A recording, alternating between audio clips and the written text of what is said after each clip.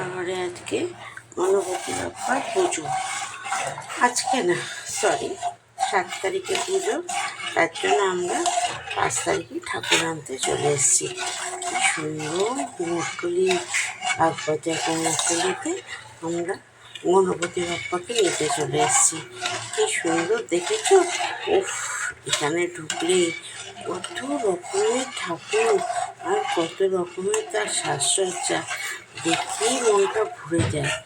বলো, এই যে আমার গণপতি বাপ্পা, তাকে নেওয়ার জন্যই তো এত আয়োজন, তাকে নেওয়ার জন্যই তো আমরা এসে গেছি। এবার তাকে নিয়ে যাব বলে তার লাস্ট ফিনিশিং কাজ চলছে। তাই আমরা একটু আশেপাশে সব ঘুরে ঘুরে দেখছি কোনটা কীরকম সুন্দর, কোনটা কীরকম না। কি সুন্দর, কি সুন্দর গণপতি বাপ্পা সবকে দেখছি। দেখতে দেখতে মা দুর্গার কাছে লাস্টে চলে এসেছি। দেখো কত সুন্দর, কত বড় বড় মাকে সাজাচ্ছে।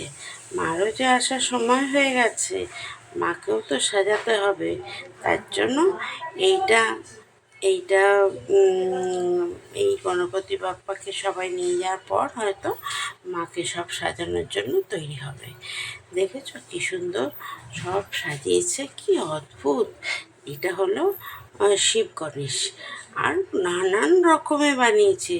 শুধু শিব গণেশ না, যে বাল গণেশ, শিব গণেশ, হনুমানজি গণেশ, যে যেমন যেরকম পেরেছে আর যে যার যেরকম যেটা ইচ্ছা সেরকম তারা নিয়ে যাচ্ছে। এই করে পুরো কুমোরটুলি আমরা ঘুরে ঘুরে দেখছি। তার মধ্যে একটা ছোট্ট মাকে দেখতে পেলাম। এইগুলো মনে কারো ঘরের পুজো। দেখে এত ভালো লাগছিল না, তাদের সাজানোগুলি বসে বসে দেখছি। দেখতে দেখতেই আমাদের গণপতি বাপ্পাকে তারা বের করে নিয়ে একেবারে ম্যাটাডোরতে তুলে আমরা 2 ম্যাটাডোর লোক গেছি। আনন্দ করতে করতে একদম গাড়ি ছেড়ে দিলাম। আমরা পিছনেরটায় আর সামনেরটায় তোমরা দেখতেই পাচ্ছ। পিছনেরটা আমাদের আর দেখাতে পারছি না ব্যাক ক্যামেরায়, প্রচুর লোক ছিল। এর জন্য সামনে যেটা গণপতি আছে তাকে দিয়েই সামনেরটাকে দেখাচ্ছি। দেখো কত লোক, কত রকমের করে গাড়ি করে নিয়ে যাচ্ছে। তারা মানে এক একটা দল যাচ্ছে আর হই হই করতে করতে আমরাও হই হই করতে করতে আমার গণপতি বাপ্পাকে আমার ঘরে নিয়ে আসার জন্য আমরা গাড়ি ছেড়ে রওনা দিয়ে দিলাম। কি সুন্দর লাগছে দেখেছো? মনটা যেন ভরে উঠেছে। সারা রাস্তা আমরা হই চই করতে করতে এসছি। সত্যি রাতটা যেন কেমন করে কেটে গেছে। এখন কটা বাজে জানো? এখন বাজে 12টা। কি সুন্দর লাগছে দেখো সারা রাস্তা। মনেই হচ্ছে না এত রাত হয়েছে, কিন্তু হইচই করতে করতে আমরা বাবাকে নিয়ে রাস্তার উদ্দেশ্য বেরিয়েই পড়লাম। একেবারে মেন রাস্তায় উঠে গেলাম।